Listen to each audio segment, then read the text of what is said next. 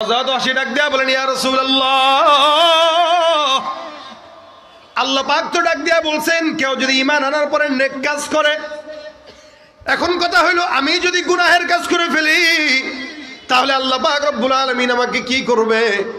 আল্লাহ তো বলছেন নেক কাজ করলে আল্লাহ পাক রব্বুল আলামিন আগের গুনাহগুলোকে নেকের দ্বারা পরিবর্তন করবেন। এখন যদি আমি ঈমান আনার পর আবার গুনাহের কাজ করি তাহলে আল্লাহ কি করবেন? আচ্ছা বলেন তো, আমরা ঈমানদার সবাই গুনাহ করে কি করি না? ঈমানদার হওয়ার পরেও যদি কেউ নেক কাজ করে, আর আমি যদি নেক কাজ করতে না পারি তখন আল্লাহ কি করবেন? আল্লাহ পাক রব্বুল আলামিন এমন একটা বান্দা দেখেন, ওয়াহশী কিন্তু রাসূলের চাচাকে হত্যা করছে। রাসূলের চাচাকে হত্যা করা মানে কত বড় অপরাধ! তাও রাসূলের চাচা। এই বান্দাকে মুসলমান বানানোর জন্য আল্লাহ একটা আয়াত অলরেডি নাজিল করে দিয়েছেন। সুবহানাল্লাহ, তার জন্যই নাজিল করছেন এটা, ইল্লা মান তাবা ওয়া আমানা ওয়া আমিলা আমালান সালিহা। তার জন্য আল্লাহ পাক একটা আয়াত নাজিল করলেন। এবার সে আবার দ্বিতীয় প্রশ্ন করে, ইয়া রাসূলুল্লাহ, আমি যদি নেক কাজ করতে না পারি, গুনাহের কাজ যদি করি, তাহলে আল্লাহ পাক রব্বুল আলামিন কি করবেন বলেন? যদি নেক কাজ করতে না পারি তাহলে কি আল্লাহ আমার গুনাহগুলোকে নেক দ্বারা পরিবর্তন করবেন কি করবেন না, এটাও তো জানা দরকার। যদি না করে তাহলে তো জাহান্নাম। আমার নবী কোনো কথা কয় না, ডাক দেয়া কয়, শোনো, আমি আল্লাহ পাকের কাছ থেকে যদি জানতে পারি তাহলে জানাবো। আমার আল্লাহ কয়, জিবরাইল যাও আমার পয়গম্বরকে জানায় দাও। ওয়াহশী মুসলমান হইতে আগ্রহ প্রকাশ করেছে। আমি আল্লাহ পাক রব্বুল আলামিন কঠোর নয়, নিষ্ঠুর নয়। আরে মোহাব্বত, ভালোবাসা, এটা যখন আল্লাহ পাক বানায় 102টাকে ভাগ করা হয়, এক ভাগ মোহাব্বত গোটা জমিনের মধ্যে ছড়ায় দেয়, বাকি থাকে 99 ভাগ। এক ভাগ মোহাব্বতের কিঞ্চিত ভালোবাসা নিয়ে সন্তানের প্রতি বাবার যদি এত মোহাব্বত হয়, নবী যদি উম্মতের প্রতি এত মোহাব্বত হয়, একটা মাখলুক যদি আর একটা মাখলুকের প্রতি এত দরদ হয়, বাকি থাকে কয় ভাগ? 99 ভাগ। আমার আল্লাহ বাকি 99 ভাগ মোহাব্বত কেবলমাত্র বান্দাকে ক্ষমা করার জন্য মাওলার দিলের মধ্যে রেখে দিয়েছে। বিসমিল্লাহির রাহমানির রাহিম। জলিলুল কদর রফিউদ যিকরি মুতাউল আমরি জলিল বুরহান فخيم الاسم عزيز العلم وسيع الحلم كثير الغفران ونشهد أن لا إله إلا الله وحده لا شريك له ونشهد أن سيدنا وسندنا وحبيبنا وحبيب ربنا وطبيبنا وطبيب قلوبنا ومولانا محمدا عبده ورسوله صلى الله عليه وعلى آله وأصحابه وبارك وسلم تسليما كثيرا كثيرا الذي أرسله الله تعالى بالحق بشيرا ونذيرا وداعيا إلى الله بإذنه وسراجا منيرا أما بعد فأعوذ بالله من الشيطان الرجيم بسم الله الرحمن الرحيم وأن استغفروا ربكم ثم توبوا إليه يمتعكم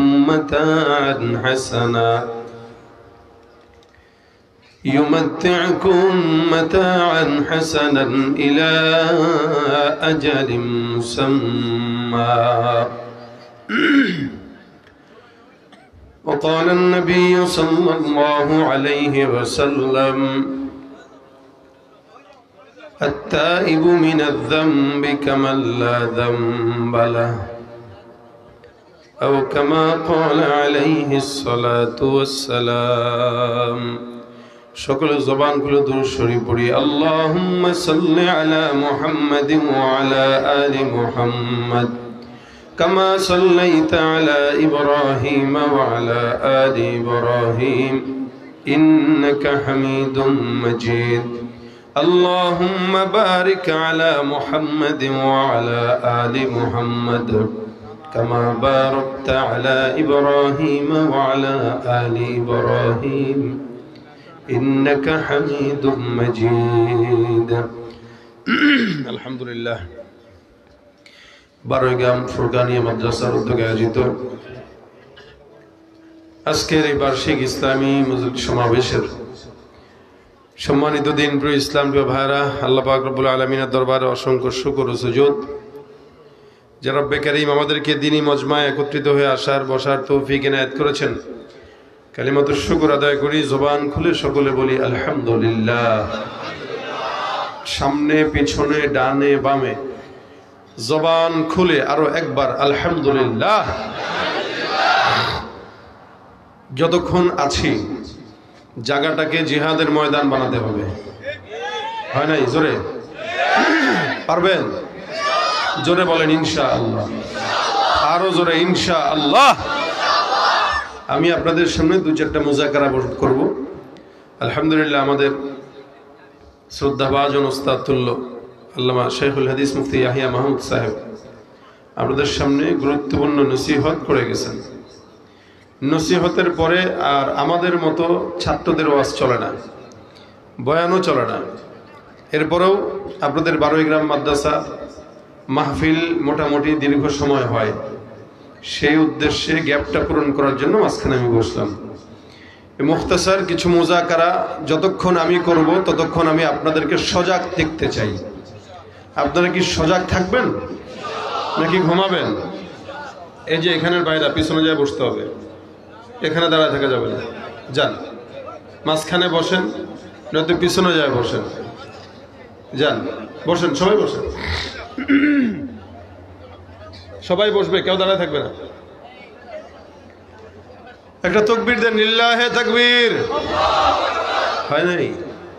এটা বারৈগ্রামের বেইজ্জতি হইতেছে। জোরে সোরে লিল্লাহে তাকবীর। আরো একবার নারায়ে তাকবীর। আল কোরআনের আলো, আজকের মাহফিল সফল হোক, কবুল হোক। লিল্লাহে তাকবীর। মনিটর দুইটা বাড়ান। ভাইরা আমার, যতক্ষণ থাকবো আওয়াজটাকে এভাবে জিহাদের ময়দান বানিয়ে রাখবেন দিয়ে, ঠিক আছে? কোনো ঘুমানোর সুযোগ আছে? ঘুমাবেন কারা কারা দেখি তো? সজাগ থাকবেন তো ইনশাআল্লাহ? ইনশাআল্লাহ। যেভাবে বর্ডারে গোলাগুলি চলে কিছুদিন পর পর, অথবা আমার দেশের সীমানাকে নিয়ে সীমানা দখল করার জন্য পায়তারা ওরা করতেছে, আপনাদের এখানেও বর্ডার আসেনি? সিলেটে বর্ডার আছে, তা আপনাদের পাশেও বর্ডার আছে। আপনারা যদি দুর্বল থাকেন বাংলাদেশ থাকবে না, আর আপনারা যদি সজাগ থাকেন আমার দেশের 1 ইঞ্চি মাটি কেন আমার দুঃসাহস কোনো ভারতীয় দালালদের হবে না ইনশাআল্লাহ। সজাগ থাকতে হবে তো। দেশের মাটি দিবেন কাউকে? এদেশে আমাদের জন্ম, আমরা মুসলমান, আমরা মরা শিখে গিয়েছি। এই জুলাই আগস্টের বিপ্লবে বাংলার দামাল ছেলেরা মৃত্যুবরণ করা শিখে গিয়েছে। যারা একবার মৃত্যুবরণ করা শিখে তাদেরকে মারা যায় না, এত সহজ নয়। এই কারণে যারা মৃত্যুবরণ করা শিখে গিয়েছে সেই জাতি, এই জাতি কোনোদিন আল্লাহ পাকের রহমতে তাদেরকে কেউ কোনোদিন দাবায় রাখতে পারে। আমরা সেই জাতি, যতক্ষণ থাকবো ইমানের আওয়াজকে উঁচু করে থাকবো ইনশাআল্লাহ। আওয়াজ দিয়া ইল্লাহি তাকবীর, লিল্লাহি তাকবীর। আল্লাহ পাক আজকের এই বারৈগ্রাম মাহফিলকে সফল করুক, বলেন আমিন। আমরা এখানে যতগুলো মানুষ আছি, আমরা প্রত্যেকটা মানুষ ইনসান হিসেবে আমাদের ভিতরে কিছু মানবীয় ভালো খারাপ মিলে গুণাবলী আছে। আমার ভিতরেও যেমন আছে, আপনাদের ভিতরেও তেমন আছে। এর ভিতরে অন্যতম একটা খারাপ গুণ হচ্ছে বান্দা ইনসান গুনাহ করে। ইনসান কি করে? গুনাহ করে। এমন কোনো মানুষ নাই যেই মানুষের জিন্দেগিতে কোনো গুনাহ নাই। তবে বাংলাদেশে একটা বেঈমানকে আমরা দেখছি, অনেক বড় বুজুর্গ নিজেরা মনে করে, সে নাম আব্দুল লতিফ সিদ্দিকী। সে নিজে বলে আমি আল্লাহর কাছে ক্ষমা চাই না, কারণ আমার গুনাহ নাই। আরো জোরে বলেন নাউজুবিল্লাহ। শয়তানও তো এদেরকে দেখলে ভয় পায় যে আমি কি শয়তানও আমার চেয়ে বড়টা। কথা ঠিক কিনা? যে লোক বলে আমার কোনো গুনাহ নাই, বলেন তো ও কি শয়তানের কাতারে না আরো বেশি উপরে? আরো বেশি উপরে। এরকম শয়তান একটা থাকলে এনাফ, বেশি কিছু দরকার নেই ভাইরা আমার। অথচ গুনাহগার প্রত্যেকটা মানুষ, যেমন আমি তেমন আপনারা। বান্দা যত, হায়াতের বই যত পৃষ্ঠা যত বেশি, ঠিক হায়াতের গুনাহের পৃষ্ঠার সময় সূচিও বেশি। যার বয়স 70 তার গুনাহও বেশি, যার বয়স 10 তার গুনাহ নাই, যার বয়স 20 তার গুনাহ আছে তবে কম। হায়াত যত পায় বান্দা তত গুনাহ করার সুযোগ পায়। কিন্তু নেককার যারা, তারা হায়াতটাকে গুনাহের জন্য কাজে লাগায় না, বরং ভালো কাজের জন্য কাজে লাগায়। প্রত্যেকটা মানুষ গুনাহ করে, তবে গুনাহ করা দোষের নয়, গুনাহের উপরে অটল থাকাটা দোষের। গুনাহ আমিও যেমন করি, আমাদের পীররাও করছে, বাবেরাও করছে। কারা করে নাই? নবীদের কোনো গুনাহ নাই। প্রত্যেকটা নবী রাসূল নিষ্পাপ, মাসুম। সন্দেহ আছে? আছে আপনাদের? নবীরা কি? জোরে বলেন না। নবীরা মাসুম, নবীদের কোনো গুনাহ নাই। সাহাবীদের কেউ আল্লাহ পাক রব্বুল আলামিন মাফ করে দিয়েছেন, রাদিয়াল্লাহু আনহুম ওয়া রাদু আন। তারাও আল্লাহর উপরে সন্তুষ্ট, আল্লাহও তাদের উপরে কি? বিপদে পড়লেও সন্তুষ্ট, নেয়ামত পাইলেও, কথা কয় না, সন্তুষ্ট। আচ্ছা বলেন তো, আমরা কি আল্লাহ পাকের উপরে সন্তুষ্ট আছি? বুঝা বললেন? আছেন সন্তুষ্ট? আল্লাহ কি আমাদের উপরে সন্তুষ্ট আছে? আপনারা আল্লাহর বেলায় বলতেছেন নাই, আর আমাদের বেলায় বলতেছেন আছে। আমি তো বলি আমরা আল্লাহ পাকের উপরে সন্তুষ্ট হইতে পারি না। কেন পারি নাই? যদি সন্তুষ্ট হইতাম তাহলে মুসিবত পাইলে বলতাম না, আরে আল্লাহ খালি আমারই দেখছে। ব্যবসায় বরকত নাই, বেচা কিনা নাই, আহারে আল্লাহ খালি আমারই দেখে রে। জীবনের উপর হতাশ হয়ে অনেকে আত্মহত্যাও পর্যন্ত করে। কেন? যদি আল্লাহ পাকের সিদ্ধান্তের উপরে সে শুকরিয়া করত, তাহলে আত্মহত্যার পথ বেছে নিতে পারত না। কথা কি বুঝতেছেন আপনারা? রাদিয়াল্লাহু আনহুম ওয়া রাদু আন। আল্লাহও খুশি, তারাও খুশি। এখন যেই ব্যক্তিটা বিপদে পড়লে আল্লাহ পাকের উপরে খুশি থাকে না, সে কি আদৌ আল্লাহ পাকের উপরে খুশি? কথা কয় না। খুশি? খুশি থাকলে সে অসন্তুষ্ট হইতে পারত না। সাহাবা আজমাইন যত বড় বিপদ হোক না কেন, বিপদের ভিতরেও বলতো আলহামদুলিল্লাহ। কি বলতো? কেন? যে আল্লাহ পাক আমাকে পছন্দ করেছেন বলেই বিপদ দিয়েছেন। সুবহানাল্লাহ। আর আমরা সব সময় সুখে থাকতে পছন্দ করি, বিপদ আসলেই কই দিই ভালো লাগে না, এই জিন্দেগি আর ভালো লাগে না, হতাশ আর ভালো লাগে না। তার মানে সে আল্লাহর তরফ থেকে নিয়ামত পেয়ে অভ্যস্ত, বিপদ পেয়ে সে মানতে পারে না। অথচ সাহাবা আজমাইন বিপদের মুহূর্তেও আলহামদুলিল্লাহ, মুসিবতের মুহূর্তেও আলহামদুলিল্লাহ, আবার নিয়ামতের মুহূর্তেও কি? কেন? কোন ইমানদার যখন নিয়ামত পায় আর শুকরিয়া করে, তা আল্লাহ কয় আমি তার নিয়ামতকে বাড়ায় দেই। জোরে বলেন সুবহানাল্লাহ। আর কেউ যখন মুসিবত পায়, মুসিবতে সবর করে, আল্লাহ কয় তাকে আমি জান্নাত দেই। সুবহানাল্লাহ। আস্তে কর। আপনারা যেই কোয়ালিটির, আমার বয়ান হবে সেই কোয়ালিটির। সুতরাং ঘুমায়েন না। নিয়ামত পাইলেও শুকরিয়া, মুসিবত পাইলেও সবর। এই শুকরিয়া, নিয়ামত আর মুসিবত উভয়ের বিনিময়ে আল্লাহ পাক বান্দাকে জান্নাত দেয়। হযরত আবু তালহা রাদিয়াল্লাহু তাআলা আনহু, উনার বিবি, উনার একটা ছেলে ছিল, ছোট বাচ্চা। এই বাচ্চাটা খুব সুন্দর খেলাধুলা করতে রাসূল সাল্লাল্লাহু আলাইহি ওয়াসাল্লাম খুব মহব্বত করতেন। উমায়ের নাম। তো একদিন বাচ্চা অসুস্থ হয়েছে। রাসূল করিম সাল্লাল্লাহু আলাইহি ওয়াসাল্লামের মজলিসে সাহাবী বসা, এদিক দিয়ে ঘরে বাচ্চা অসুস্থ। ঢোকার সময় দেখে অসুস্থ, বের হওয়ার সময় অসুস্থ। তার মানে এই বাচ্চাটার জন্য বাবার পেরেশানি আছে। প্রত্যেকটা সন্তান অসুস্থ হইলে বাবাদের ঘুম আসে না। সন্তানের প্রতি একটা বাবার এত মহাব্বত। এই বাচ্চাটা অসুস্থ। সাহাবী পয়গম্বরের দরবার থেকে আসলেন, ঘরের মধ্যে ঢুকলেন। বিবি খবর পাঠাইলো যে তাড়াতাড়ি ঘরে আসেন। যার কারণে ঘরে আসলো। জিজ্ঞাসা প্রথমে জিজ্ঞাসাই করলো কি ব্যাপার, বাচ্চা কেমন আছে? একটা সন্তান যদি অসুস্থ থাকে, বাপ মা যদি ঘরের মধ্যে থাকে, বাবা বাহিরে থাকে, ঘরে ঢোকার সাথে সাথেই সন্তানের কেমন আছে না আছে খোঁজ নেওয়া, এটাই তো বাবার কর্তব্য। এদিক দিয়া যখন পয়গম্বরের দরবারে ছিল, হঠাৎ করে বাচ্চাটা অসুস্থ হতে হতে এমন হাল হতে চলে গেছে, আর যেন হয় মনে হয় বাঁচবে না। আল্লাহ পাক রব্বুল আলামিন কিছুক্ষণ পরে সন্তানটাকে আল্লাহ পাকের কাছে উঠায় নিয়ে গেছে। সাহাবী আব্দুল্লাহ রাদিয়াল্লাহু তাআলা সন্তান জমিন থেকে বিদায় হয়ে গেছে। আল্লাহর বান্দা রাসূল করিম সাল্লাল্লাহু আলাইহি সাল্লামের মজলিস থেকে ঘরে আসলো সন্ধ্যার পরে। জিজ্ঞাসা করলো, বিবি আমার সন্তান কেমন আছে? বিবি ডাক দিয়া বলতেছে, স্বামী আলহামদুলিল্লাহ সন্তান এখন পরিপূর্ণ শান্ত। আসলে সন্তানটা জীবিত আছে নাকি মারা গেছে? বিবি বলতেছে সন্তান এখন পরিপূর্ণ শান্ত। তার মানে বুঝতে হবে কোনো মানুষ যখন আল্লাহর জিম্মায় চলে যায়, ওই মানুষটা আল্লাহর জিম্মায় যাওয়ার কারণে পরিপূর্ণ শান্তই হয়ে যায়। জমিনে যতদিন থাকবো ততদিনই বিপদ, মাওলার দরবারে চলে গেলে শান্তি আর শান্তি, ঠিক কিনা? এরপরও বান্দা মরতে চায় না। যারা নেককার বান্দা তারা আল্লাহ পাকের দিদার বেশি বেশি যায়, তাদের হায়াতের জন্য কোনোদিন কোনো মায়া হয় না। এ মুসলমান, আল্লাহর বান্দাকে আল্লাহ পাক রব্বুল আলামিন উঠায় নিয়ে গেলেন। বিবি ডাক দেয়া কয়, আমার সন্তান, আমাদের সন্তান এখন পরিপূর্ণ শান্ত, আপনি টেনশনের কোনো কারণ নাই। খাবার দাবার গ্রহণ করেন, চলেন বিছানার মধ্যে যায় ঘুমাই। এদিক দিয়ে সন্তানকে সুন্দর করে আগা গোড়া পর্যন্ত ঢেকে দিয়ে রাখছে, যার কারণে যেহেতু শান্ত ঘুমাচ্ছে, বাবা আর ডিস্টার্ব করে নাই। আল্লাহর বান্দা রাত্রেবেলা খাবার দাবার খেয়ে সুন্দর করে বিবির সঙ্গে ঘুমায় গেল। সাহাবী বর্ণনা করেন, এই রাতে আমি আমার বিবির সঙ্গে সহবাস করলাম, মেলামেশাও করলাম।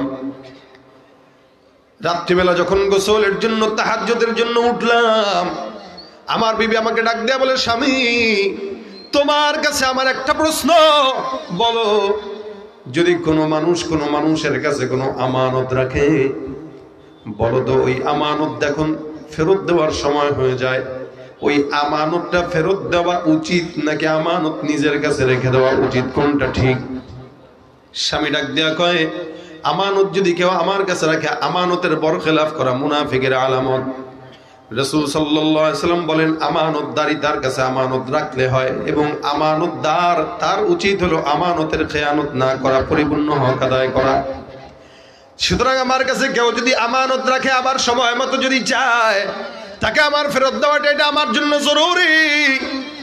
এবার বিবি ডাক দেখো, স্বামী আল্লাহ পাক রব্বুল আলামিন আমাকে আর তোমার কাছে, আমাদের দুজনকে আল্লাহর তরফ থেকে একটা সন্তান আমানত রেখেছিলেন কিছুদিনের জন্য। আমার মাওলা তার আমানতটা তার কাছে আবার সুন্দর করে রিটার্ন নিয়ে গেছে। সুবহানাল্লাহ।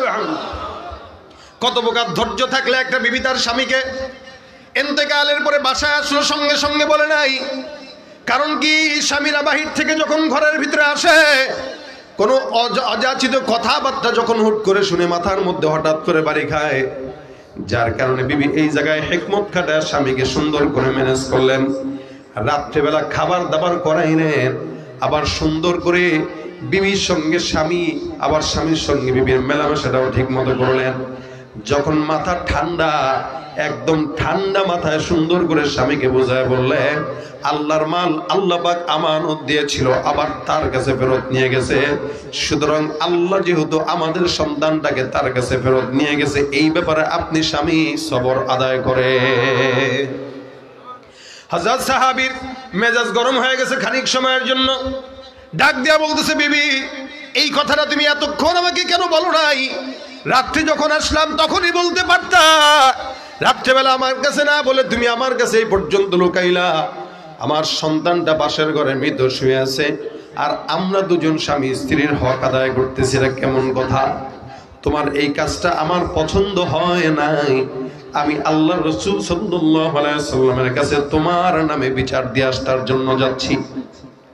নবীজির কাছে বিচার দেওয়ার জন্য তালহা রাদিয়াল্লাহু তাআলা ঘর থেকে বের হয়ে গেলেন। আল্লাহ নবীর কাছে যায় ডাক দিয়া বলেন, ইয়া রাসূলুল্লাহ, রাত্রিবেলা আমি যখন আপনার দরবার থেকে আমার ঘরের ভিতরে ঢুকলাম, আমার যে সন্তান, যাকে আপনি এত মহব্বত করতেন, এত ভালোবাসতেন, আমার সন্তানটা জমিন থেকে বিদায় হয়ে গেছে। আল্লাহ পাক রব্বুল আলামিন আমার সন্তানকে নিয়ে গেছেন। আমার বিবি আমার কাছে বলে নাই। রাত্রিবেলা জিজ্ঞাসা করলাম কেমন আছে, আমার বিবি বলে শান্ত আছে।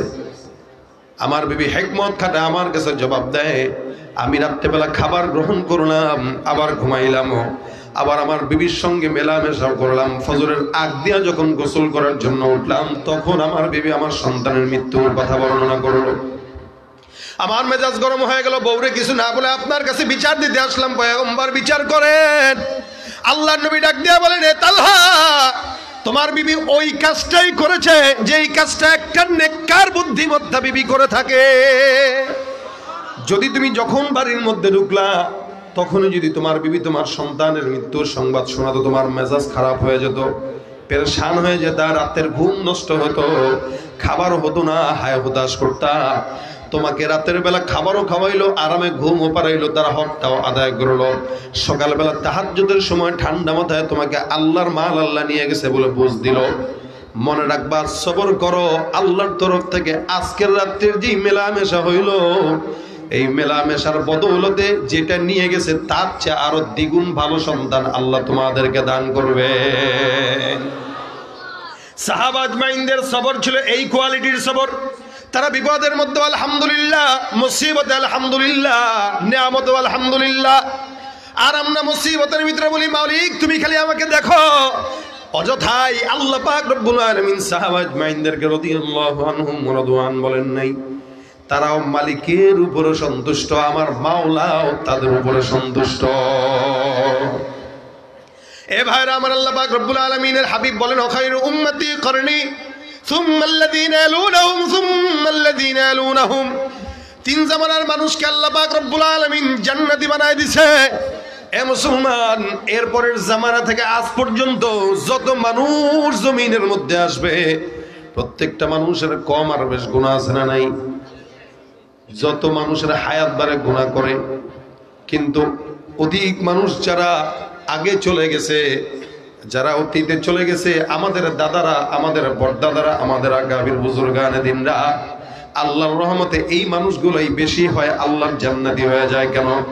আমার আল্লাহ ডাক দিয়া বলেন, ওয়াস-সাবিকুন আস-সাবিকুন উলাইকাল মুকাররাবুন। যারা সাবিকিন তারা আল্লাহ পাকের নিকটবর্তী।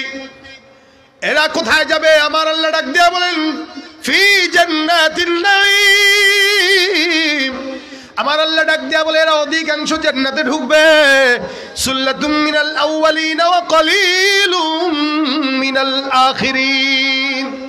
আল্লাহ পাক রব্বুল আলামিন বলেন, অধিকাংশ মানুষ যারা অতীতে চলে গেছে, যারা রাসূলের নিকটবর্তী, তারা আল্লাহর জান্নাতের নিকটবর্তী। যারা আল্লাহ রাসূল থেকে দূরবর্তী, তারা আল্লাহর জান্নাত থেকে দূরবর্তী। যারা পয়গম্বরের নিকটবর্তী, তারা জাহান্নামের দূরবর্তী। আর যারা পয়গম্বর থেকে দূরবর্তী, তারাও জাহান্নামের নিকটবর্তী। অর্থাৎ যে ব্যক্তিটা আল্লাহর রাসূলের নিকটে, সে যত জান্নাতের নিকটে। আজ থেকে 1000 বছর আগে যেই ব্যক্তিটা জন্মগ্রহণ করলো, আমাদের চেয়ে 1000 বছর সে রাসূলের নিকটে। যেই ব্যক্তিটা গতকাল জন্মগ্রহণ করলো, আগামীকালের জন্মগ্রহণ করা সন্তান থেকে গতকালের জন্মগ্রহণ করা সন্তান একদিন হলেও পয়গম্বরের নিকটে। যেই ব্যক্তিটা জামানায় রাসূলের যত নিকটে, সে আল্লাহর নিকটে। কারণ জামানা যত সামনে আগাবে তত ফিতনা বাড়বে, জামানা যত সামনে আগাবে তত ফাসাদ বাড়বে। 2000 সালের ফিতনা 2025 সালের ফিতনা কোনোদিন এক হতে পারে না। 1990 সালের ফিতনা আর 2025 সালের ফিতনার মধ্যে 35 বছরের ফারাক। এ মুসলমান নবীর উম্মতের দল, এক সময় এমন এমন আমাদের দাদারা যে চিন্তাগুলা করে নাই, এখনকার সন্তানদের পকেটের মধ্যে সেই আসবাবগুলো, গুনাহের আসবাবগুলো পকেটে নিয়ে ঘুরে, ঠিক কিনা? ভাইরা আমার, এই কারণে আল্লাহ বলেন, যায় দিন ভালো আসে দিন খারাপ। অর্থাৎ যারা চলে যাবে তারা রাসূলের নিকটবর্তী হওয়ার কারণে জান্নাতের নিকটই হয়ে যাবে। আর যারা সামনে আগাবে, জামানা যত পৃথিবী সামনের দিকে আগায়, ফিতনা ফাসাদের কারণে আল্লাহ পাকের আযাব গজব সামনে আসতেছে। এই জন্য মুসলমান, ফিতনার জামানায় গুনাহের বোঝা মাথায় নিয়ে বান্দার জন্য 2টা কাজের আদেশ আল্লাহ পাক রব্বুল আলামিন করেন। এক নাম্বার ওয়া আনিস্তাগফিরু রাব্বাকুম সুম্মা তুবু ইলাইহি। এক নম্বরে বান্দা ইস্তিগফার করবা তোমরা তোমাদের রবের দরবারে। কার দরবারে কি বলা লাগবে বলেন তো? হ্যাঁ, ইস্তিগফার। বলেন কার দরবারে করব? কি পড়ব? যারা বলেন না, আল্লাহর দরবারে প্রত্যেকটা বান্দা পড়বে ইস্তিগফার। আদেশ করেছেন কে? ওয়া আনিস্তাগফিরু রাব্বাকুম। আমার আল্লাহ ডাক দিয়া বলেন, এ বান্দা তোমরা ইস্তিগফার করো তোমাদের রবের দরবারে। সুম্মা তুবু ইলাইহি। এরপরে বান্দা তোমরা তাওবা করো। দুইটা কাজ যদি কোনো বান্দা করে, আমি আল্লাহ বান্দার জন্য ওয়াদা করলাম, ইউমাত্তিউকুম মাতাআন হাসানা ইলা আজালিম মুসাম্মা। ওই বান্দাদেরকে আমি আল্লাহ পাক রব্বুল আলামিন কিয়ামত পর্যন্ত, মরণ পর্যন্ত, বান্দা হায়াতের মধ্যে যতদিন বাঁচবে, হায়াত যতদিন থাকবে, আমি আল্লাহ পাক বান্দার ততদিনের হায়াতে আমি আল্লাহ বান্দার যত কল্যাণ দরকার, নেক দরকার, সব কল্যাণ বান্দাকে আমি আল্লাহ দান করব। সুবহানাল্লাহ। এ মুসলমান, এই কারণে বান্দাকে আল্লাহ পাক ইস্তিগফারের জন্য আদেশ দেয়। এক নম্বর আস্তাগফিরুল্লাহ পড়বা, দুই নম্বর তওবা করবা। ইস্তিগফার আর তওবা কোনোদিন এক জিনিস হতে পারে না। তার মানে বোঝা গেল ইস্তিগফার আলাদা, তওবা আলাদা। ইস্তিগফার মানে এখন গুনাহ করলাম, এখন আল্লাহর দরবারে বলা আস্তাগফিরুল্লাহ, মাফ করে দাও। নবী করিম সাল্লাল্লাহু আলাইহি ওয়াসাল্লাম বলেন, কেউ যদি একবার জবান দিয়া ইস্তিগফার শব্দ উচ্চারণ করে, বান্দার সমুদ্রের ফেনা পরিমাণ গুনাহ যদি হয়, আমার আল্লাহ পাক রব্বুল আলামিন বান্দার সব গুনাহগুলোকে একদম পরিপূর্ণভাবে সাফ করে দেয়। একটা বার যদি কেউ পড়ে আস্তাগফিরুল্লাহ, রাসূল বলেন সমুদ্রের ফেনা গুনাহ থাকলেও মাফ করে দেয় কে? আমার আল্লাহ পাক রব্বুল আলামিন বান্দাকে কতটুকু মহব্বত করেন। আল্লাহ নবী সাল্লাল্লাহু আলাইহি সাল্লাম বলে, মুমিন একবার পড়বা, হাজার কোটি কোটি কোটি কোটি গুনাহ যদি হয়, বান্দা আল্লাহ তোমাকে ক্ষমা করার জন্য আসমানে অপেক্ষা করে। এই জন্য আল্লাহ পাক বান্দাকে প্রথম আসমানে এসে ডাক দেয়া কয়, আসআই এ বান্দা, যত গুনাহ আছে এমন কোন চা নেওয়ালা আসো, চাও। আলামিন মুস্তাগফির। কার দরকার, কি দরকার চাও? জমিনের মধ্যে চেয়ারম্যান ঘুমাইলে দুনিয়া চলবে, মেম্বার ঘুমাইলে এলাকা চলবে, রাষ্ট্রের প্রধান যদি পলায় যায় তারপরেও বাংলাদেশ চলে কি চলে না? তার মানে বোঝা গেল এই দুনিয়া আল্লাহ পাক রব্বুল আলামিন থাকতে কোনো টেনশন নাই। আমার মাওলা কয়, বান্দা জমিনের মধ্যে কেউ না থাকলেও টেনশনের কারণ নাই, আমি আল্লাহ আছি। গভীর রাত হোক, 2টা হোক, 3টা হোক, 4টা হোক, আমি আল্লাহ বান্দা তোমার জন্য একাই যথেষ্ট, ঠিক কিনা? আমার আল্লাহ পাক রব্বুল আলামিন বান্দাকে ক্ষমা করার জন্য অপেক্ষায় থাকে। বান্দা শুধু চাও। এই জন্য হাদিস শরীফে রাসূল বলেন, বেশি বেশি পড়বা আস্তাগফিরুল্লাহ। ইস্তিগফার মানে এই মুহূর্তেই গুনাহ করলাম, এই মুহূর্তেই আল্লাহ পাকের দরবারে ক্ষমা চাওয়া। আর তাওবা মানে আগামী কাল না, কিয়ামত পর্যন্ত, মরণ পর্যন্ত যতদিন হায়াত থাকবে, যেই গুনাহ করলাম এই গুনাহ আর কোনোদিন করব না। একটা হলো ইনস্ট্যান্ট মাফ চাওয়া, আরেকটা হলো সামনে কোনোদিন গুনাহ করব না, এই ব্যাপারে অঙ্গীকারবদ্ধ হওয়া।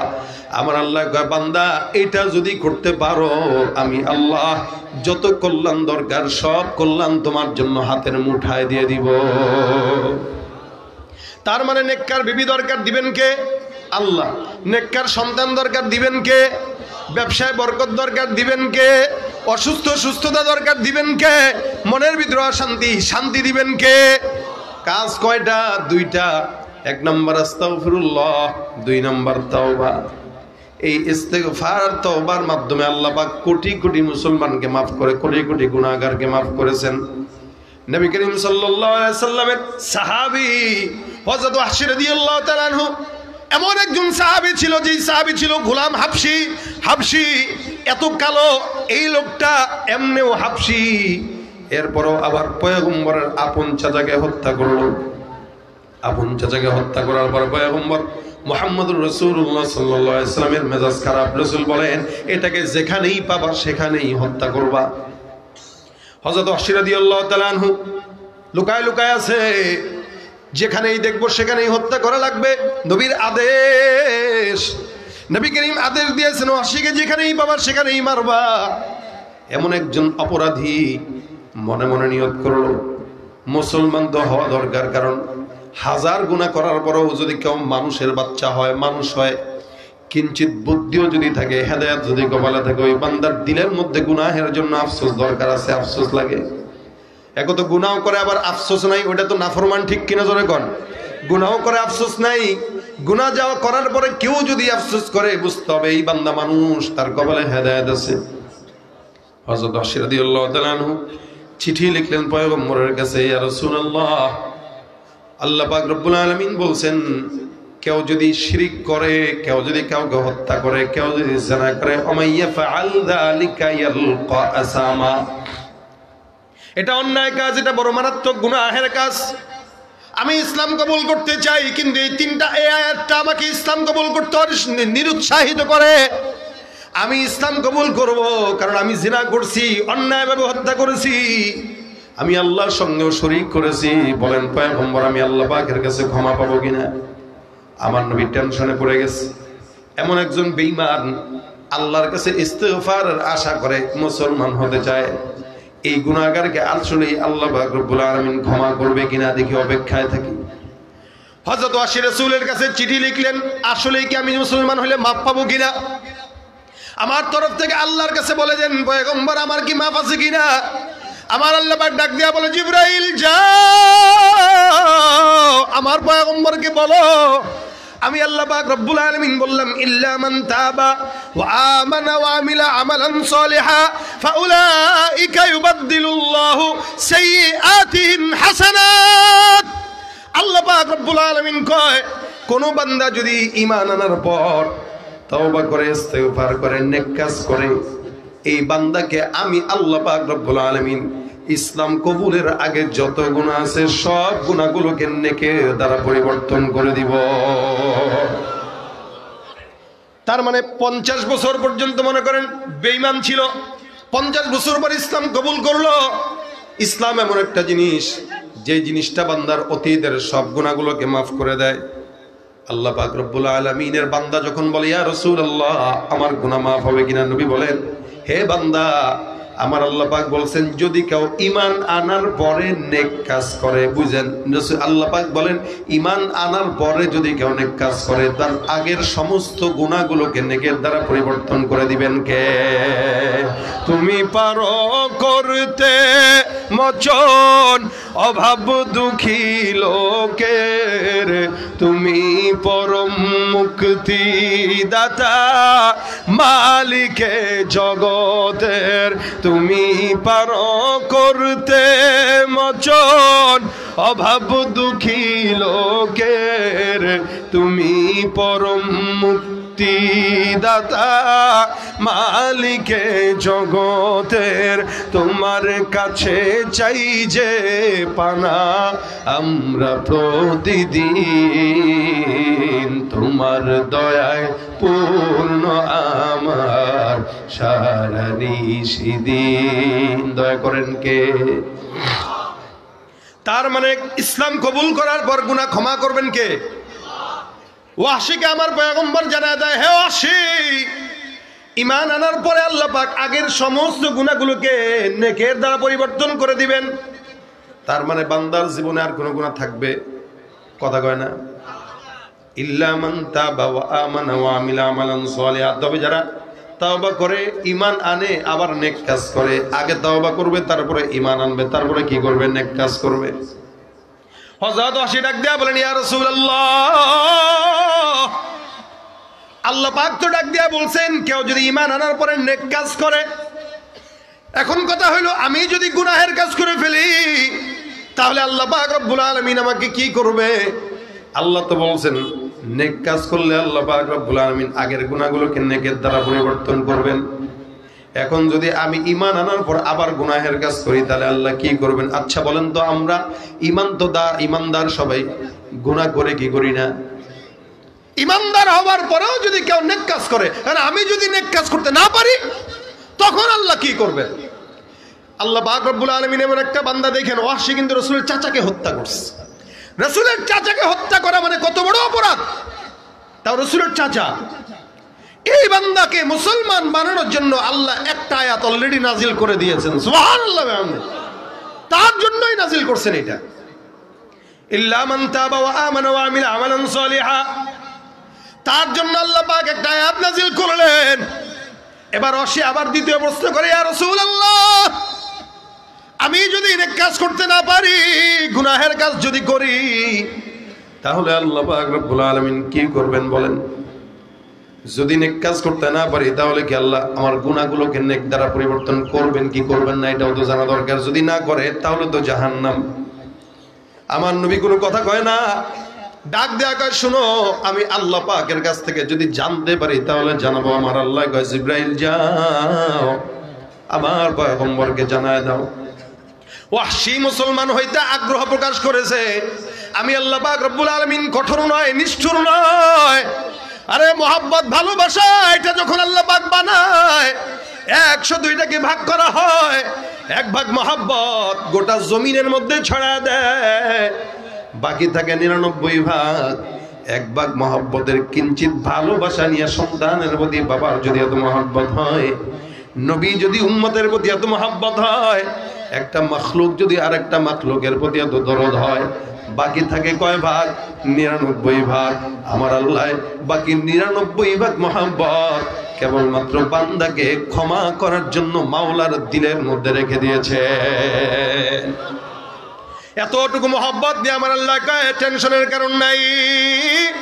আমি আল্লাহ পাক বললাম, ইন্নাল্লাহা লা ইয়াগফিরু আন ইউশরাকা বিহি ওয়া ইয়াগফিরু মা দুনা যালিকা লিমান ইয়াশা। এ পয়গম্বর, আপনি ওয়াহশীকে জানান, কোন বান্দা যদি আল্লাহর কাছে শিরিক করে, শিরিকের গুনাহ আল্লাহ পাক ক্ষমা করেন না। এছাড়া যত গুনাহ হোক আমার আল্লাহ যাকে চায় তাকেই ক্ষমা করে দেয়। কথার মধ্যে আল্লাহ পাক রব্বুল আলামিনের হিকমতটা বুঝেন। আল্লাহ কয়, ইন্নাল্লাহা লা ইয়াগফিরু আন ইউশরাকা বিহি। যারা শিরিক করে আল্লাহর সঙ্গে, তাদেরকে আল্লাহ পাক কি করে না? কথা কয় না, ক্ষমা করে না। শিরিক করলে কি হয় না? ক্ষমা নাই। তারপরে বলতেছেন, ওয়া ইয়াগফিরু মা দুনা যালিকা লিমান ইয়াশা। এছাড়া বান্দা যা গুনাহ করে আল্লাহ যাকে চায় তাকেই ক্ষমা করে দেয়। ওয়াহশী ডাক দিয়া বলেন, ইয়া রাসূলুল্লাহ, আল্লাহ তো আবার শর্ত লাগায় দিছে, যাকে চায় তাকে মাফ করে। এখন যদি আমাকে না চায়, কারণ আমি তো আপনার চাচারে মারছি, এমনও তো হইতে পারে আপনার চাচাকে হত্যা করার কারণে আল্লাহ পাকের মন চায় নাই, মাফও করে নাই, তখন আমি কি হবে? আল্লাহ নবী ডাক দেওয়া কয়, দাঁড়াও দেখি আমার আল্লাহ কি কয়। এটা নিয়ে এই একটা মানুষ, তার মতো ওয়াহশীর মতো একটা মানুষকে ইসলাম কবুল করানোর জন্য কয়টা আয়াত নাজিল হয়েছে বলেন? 2টা। 1 নাম্বার আল্লাহ পাক বলেন, ইল্লা মান তাবা ওয়া আমানা ওয়া আমিলা আমালান সালিহা। 2 নাম্বার, ইন্নাল্লাহা লা ইয়াগফিরু আন ইউশরাকা বিহি। এমন একটা অপরাধীকে যাকে রাসূল বলছেন যেখানেই পাও সেখানেই মারো, এরকম একটা দাগী আসামিকে ইসলাম কবুল করার জন্য আল্লাহ পাক রব্বুল আলামিন 2টা আয়াত অলরেডি নাজিল করে দিয়েছেন। এখন ওয়াহশী ডাক দেয়া বলেন, ইয়া রাসূলুল্লাহ, যদি আল্লাহ না চায় তাহলে কি হবে? আমার আল্লাহ পাক ডাক দেয়া বলেন, ইয়া রাসূলুল্লাহ, টেনশনের কারণ নাই। আমি আল্লাহ পাক আবার বলতেছি, কুল ইয়া ইবাদিয়াল্লাযীনা আসরাফু আলা আনফুসিহিম লা তাকনাতু মির রাহমাতিল্লাহ ইন্নাল্লাহা ইয়াগফিরুয যুনুবা জামিআ ইন্নাহু হুয়াল গফুরুর রহিম। আল্লাহ পাক রব্বুল আলামিন বলেন, নবী টেনশনের কোনো কারণ নাই, আপনি আপনার উম্মতকে জানায় দেন, যারা নফসের উপর জুলুম করলো, সুদের টাকা খেয়ে নফসের উপর অত্যাচার করলো, আফসোস করলো, অথবা বান্দা তার গুনাহের জন্য আফসোস করে, বান্দা জেনার জন্য আফসোস করে, বান্দা ঘুষের জন্য আফসোস করে, বান্দা কাউকে ঠকানোর জন্য আফসোস করে, বান্দা শরাব পান করার জন্য আফসোস করে, কাউকে হত্যা করার জন্য আফসোস করে, শিরিক করার জন্য আফসোস করে, তাদেরকে জানায় দাও, লা তাকনাতু মির রাহমাতিল্লাহ। বান্দার গুনাহ যেখানেই শেষ, আমি আল্লাহর রহমত সেখান থেকে শুরু। এত বিশাল রহমতের মালিকের কাছে বান্দা যেন কোনোদিন হতাশ না হয়। সুবহানাল্লাহ। আমার আল্লাহ ডাক দেয়া কয় বান্দাকে হতাশ হতে নিষেধ করে দাও। কেন? আল্লাহ বলেন ইন্নাল্লাহা ইয়াগফিরুয যুনুবা জামিআ, নিশ্চয় আল্লাহ বান্দার সব গুনাহ মাফ করে দেয়। আল্লাহ পাক রব্বুল আলামিনের মতো ক্ষমাশীল মালিক আর দুনিয়াতে কেউ নাই, ঠিক কিনা? ক্ষমা করেনওয়ালা কে? জবানটা খুলে বলেন আল্লাহু আকবার। একে একে কয়টা আয়াত? কথা কয় না? তিনটা। এমন একটা দাগে আসামির জন্য তিনটা আয়াত আল্লাহ পাক নাজিল করলেন। আমার নবী ডাক দেয়া কয় ওয়াহশী, একটা নয়, দুইটা নয়, তিনটা আয়াত তোমার জন্য আল্লাহ পাক আয়াত নাজিল করলেন। এরপরেও কি তোমার সন্দেহ আছে? ওয়াহশী কয় ইয়া রাসূলুল্লাহ, এখন যে আয়াত নাজিল হলো এই আয়াতটা আমার পছন্দ হয়েছে। এ নবী, আপনার হাতে আমার হাতটা রেখে বায়াত করে পড়ায় দেন লা ইলাহা ইল্লাল্লাহ মুহাম্মাদুর রাসূলুল্লাহ। হযরত হাসি মুসলমান হয়ে গেলেন আল্লাহ পাক রব্বুল আলামিনের দয়া পাওয়ার কারণে। যদিও নবী পরবর্তীতে বলছেন গাইবানি ওয়াজহাক, আমার সামনে তোমার চেহারা আনবা না, কারণ তোমারা দেখলে আমার আপন চাচার কথা মনে পড়ে যায়। তবে হ্যাঁ, তোমার ব্যাপারে আমার আর কোনো কষ্ট নাই, কারণ ইসলামটা বান্দার সব গুনাহকে ধুয়ে মুছে সাফ করে দেয়। এ ভাইরা আমার, গুনাহ করলেন আপত্তি নাই, সমস্যা নাই, যত গুনাহই হোক না কেন, বান্দা যদি নিরিবিলি চোখে একবার ডাক দেওয়া কয়, নিরিবিলি দিলে একবার ডাক দেওয়া কয় আল্লাহ আমার সব গুনাহগুলোকে মাওলা তুমি মাফ করে দাও। এ মুসলমান, আমরা বান্দা ইনসান, আমাদের রক্ত মাংস আছে, গুনাহ করতে মন চাপেই। যদি গুনাহ না করতাম আল্লাহ পাক অন্য কোন জাতিকে জমিনের মধ্যে প্রেরণ করতে গুনাহের জন্য। হাসান বসরি রহমতুল্লাহ আলাইহির কাছে খানকার মধ্যে একজন ঢুকলো।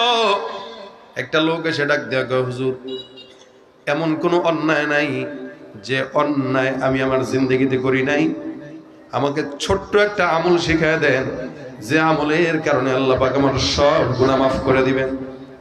বেশি বড় আমল আমি নিতে পারবো না, করতেও পারবো না, তবে ছোট্ট একটা আমল দিয়ে দেন, জবানে এটা উচ্চারণ করব, মাওলা আমার মাফ করে দিবে।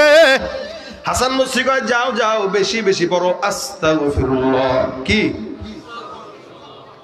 আরেকজন বান্দা আসছে, ডাক দেয়া কয় হুজুর আমাদের এলাকায় বৃষ্টি নাই, আসমানে খরা, জমিনে খরা, আসমান থেকে বৃষ্টি না হওয়ার কারণে জমিনের মধ্যে ফসল হয় না। হুজুর এমন একটা আমল দিয়া দেন যে আমলের কারণে আল্লাহ পাক আসমান থেকে বৃষ্টি নাজিল করবেন। হাসান বসরি কয় যাও যাও, তুমিও বেশি বেশি পড়ো আস্তাগফিরুল্লাহ। আরেক বান্দা এসে ডাক দেয়া বলে হুজুর আমাদের সম্পদে বরকত হয় না, বাজারে দোকান আছে কিন্তু বেচা কিনা নাই, দয়া করে আমার এমন একটা আমল শিখায় দেন যে আমলের কারণে আল্লাহ পাক দোকানের মধ্যে বরকত দিবে, সম্পদে বরকত দিবে। আল্লাহর নবী আল্লাহ পাক রব্বুল আলামিনের বান্দা হাসান বসরি কয় যাও, তুমিও বেশি বেশি পড়ো আস্তাগফিরুল্লাহ। এ মুসলমান, তার মানে বোঝা গেল আস্তাগফিরুল্লাহ বললে সম্পদের মধ্যে কি হয়? বরকত হয়। যারা বেলাইনে টাকা কামায়, জনগণের টাকা চুরি করে কামায়, ক্ষমতার দাপটে জনগণের টাকা মেরে খায়, এদের ক্ষমতা যতদিন টিকে, সম্পদ যতদিন টিকে, ক্ষমতা নাই বাড়িঘর সব জ্বালায় দেয় আগুন দিয়া, ঠিক কিনা? এরা তো চোরের দল। চোরের টাকা কোনোদিন বরকত হয়? দুর্নীতিবাজের টাকাও কোনোদিন বরকত হয়? ঘুষখোর সুদখোরের টাকা যেমনে আসে ফাঁকা, অমনেই যায় ফাঁকা। দেখবেন এমন একটা অসুস্থ হয়ে গেছে, সিঙ্গাপুরে যায় 10 লক্ষ 15 লক্ষ টাকা খরচ করে ওই অসুস্থতা সেরে আসা লাগে। আর একটা রিক্সাওয়ালা একই রোগে 20 টাকার ওষুধ খেয়া আল্লাহ পাক তার রোগ সেরে দেয়। কথা কয় না? আর জনগণের টাকা চুরি করে যখন সম্পদ কামায়, বাড়িঘর, যেগুলা আগের নেতা ছিল একটারও বাড়িঘর ঠিক আছে নি? কথা কয় না? আছে না? জ্বালাই দিছেন, জ্বালাই আপনারা জ্বালাইছেন, কি বলেন ঠিক না? জনগণ জ্বালাই দিছে। যেগুলা চুরি করে টাকা কামায় এদের সম্পদ ততদিন টিকে, ক্ষমতা যতদিন টিকে, ক্ষমতা নাই সম্পদ টিকে না। ভাইরা আমার দেখেন, আল্লাহর থেকে নিয়ে নিয়ে ইস্তেগফার করে যদি টাকা কামায়, ওই সম্পদ আল্লাহ পাক রব্বুল আলামিন 14 পুরুষকে খাওয়ার তৌফিক দান করে দেয়। হাসান বসরি কয় বেশি বেশি ইস্তেগফার পড়ো, দোকানের মধ্যে সম্পদের মধ্যে বরকত হবে। আরেকজন ঢুকে কয় হুজুর সন্তান হয় না, এমন একটা দোয়া শিখায় দেন যে দোয়ার বরকতে আল্লাহ সন্তান দিবে। আপনাদের অনেক মানুষ আছে যারা সন্তান না হইলে সোজা শাহজালালের মাজারে যায় সেজদায় পড়ে থাকে,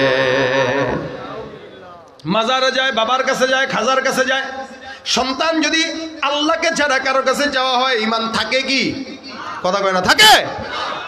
যত বড় বাবা হোক, পীর হোক, বুজুর্গ হোক, আল্লাহ ছাড়া কারো কাছে যাওয়া যাবে? কথা কয় না। এই জন্য হাসান বস্তি কয়, যাও সন্তান হয় না বেশি বেশি বড় আস্তাগফিরুল্লাহ।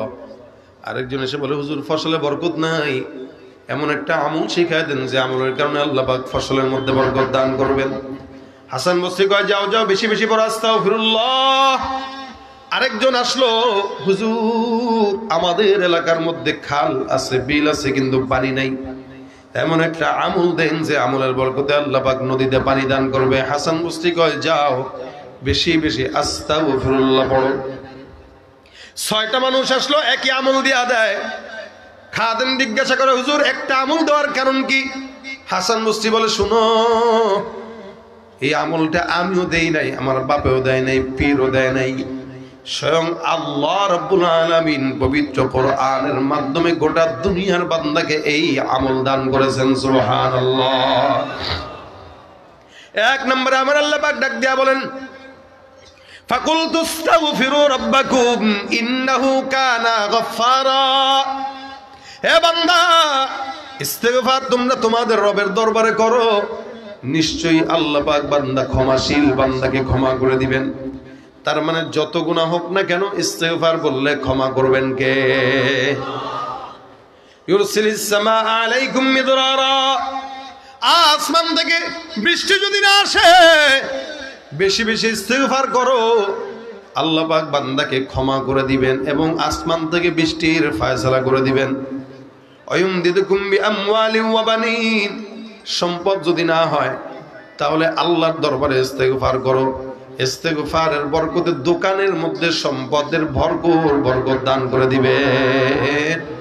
সন্তান যদি না হয়, বান্দা ইস্তেগফার পড়বা, আমার আল্লাহ পাক রব্বুল আলামিন ইস্তেগফারের বদৌলতে তোমাকে সন্তান দান করে দিবেন। সুবহানাল্লাহ। আল্লাহ পাক রব্বুল আলামিন বলেন, ইমদিদুকুম বিআমওয়ালিন ওয়া বানিন ওয়া জাআল লাকুম জান্নাতি ওয়া জাআল লাকুম আনহারা। আর ফসলের মধ্যে যদি বরকত না হয়, টেনশনের কোনো কারণ নাই, বেশি বেশি আস্তাগফিরুল্লাহ পড়ার ফসলের চাষাবাদ করো। ফসলে বরকত না হইলেও বরকত দেওয়ার মালিক কে? নদী নালা পানি যদি না থাকে, বান্দা বেশি বেশি ইস্তেগফার করো, আমার আল্লাহ নদী নালাগুলো পানি দিয়া ভরপুর করে দিবেন। সুবহানাল্লাহ। এই কারণে নবী করিম সাল্লাল্লাহু আলাইহি ওয়াসাল্লাম বলেন, মাল্লাজিমাল ইস্তিগফার জাআলাল্লাহু লাহু মিন কুল্লি হাম্মিন ফারাজা ওয়া মিন কুল্লি দিকিন মাখরাজা ওয়া রাযাকাহু মিন হাইসু লা ইয়াহতাসিব। বান্দা যদি জবানের মধ্যে ইস্তিগফার লাজিম বানায় নেয়, বান্দার যত পেরেশানি থাক না কেন দূর করে দেন কে? আল্লাহ। এবং এমন জায়গা থেকে রিজিকের ফয়সালা করবে বান্দা কোনোদিন কল্পনাও করতে পারবে না। নবী করিম সাল্লাল্লাহু আলাইহি ওয়াসাল্লাম বলেন, আমি প্রতিদিন কম আজ কম 100 বার করে ইস্তেগফার করি। বলেন তো রাসূলের কোনো গুনাহ আছে? এরকম মাসুম নবী, শাফায়াতকারী নবী, সুপারিশকারী নবী প্রতিদিন যদি 100 বার ইস্তেগফার করে, আপনার আমার তো 1 কোটি বার পড়া দরকার, কিন্তু রাসূল 100 বার বললেও আমরা একবারও পড়ি না। এই কারণে আজকে থেকে নিয়ত করবেন, প্রত্যেক দিন কমাস কম 100 বার করে রাসূলের সঙ্গে মিলা ইস্তেগফার পড়ব। হাতের কাজ আছে, পায়ের কাজ আছে, জবানের কোনো কাজ নেই, জবানের কাজ থাকবে আস্তাগফিরুল্লাহ, আস্তাগফিরুল্লাহ, আস্তাগফিরুল্লাহ। যত কিছু দরকার, যত নিয়ামত দরকার, সমস্ত নিয়ামত আমার মাওলায় দান করবে। বড়লোক হবার তো ইচ্ছা আছে সবার নাকি? এই জমিনে সবাই বড়লোক হইতে চায়, আমিও চাই, আপনারাও চান। কেন? এই যে মাদ্রাসা যদি বড়লোক হইতেন তাহলে প্রতিষ্ঠানে লক্ষ লক্ষ টাকা দান করতে পারতেন। বড়লোক হইলে গরিবদেরকে খাওয়াইতে পারতেন, বড়লোক হইলে গরিবদেরকে শীতের বস্ত্র দিতে পারতেন। টাকা ছাড়া দুনিয়া চলে না, টাকা দরকার। টাকার জন্য হইলেও পড়েন আস্তাগফিরুল্লাহ। একটার জন্য পড়বেন, বাকি 6টা 5টা নিয়ে টান দিবে। এমন একটা ইবাদত, এমন একটা আমল, যে আমল বান্দা একটা নিয়তে করবে, বাকি অন্য নিয়তগুলো আল্লাহ পাক কবুল করে দিবেন।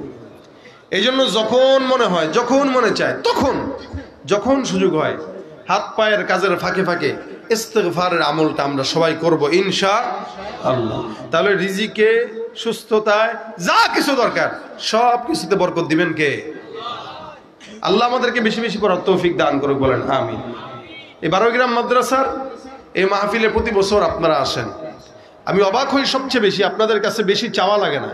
এই যে ট্রাঙ্ক এখানে আছে আলহামদুলিল্লাহ, এই ট্রাঙ্কে আপনারা টাকা দিয়ে যান, মাদ্রাসায় আপনারা সম্পদ দিয়ে যান, ধান দিয়ে যান, চাউল দিয়ে যান, এটা আপনারা নিজের ইচ্ছায় দেন। ইনশাআল্লাহ এই আলেমদেরকে মহব্বতের মাধ্যমে আল্লাহ পাক রাসূলের সাথে জান্নাতের ব্যবস্থা করবে।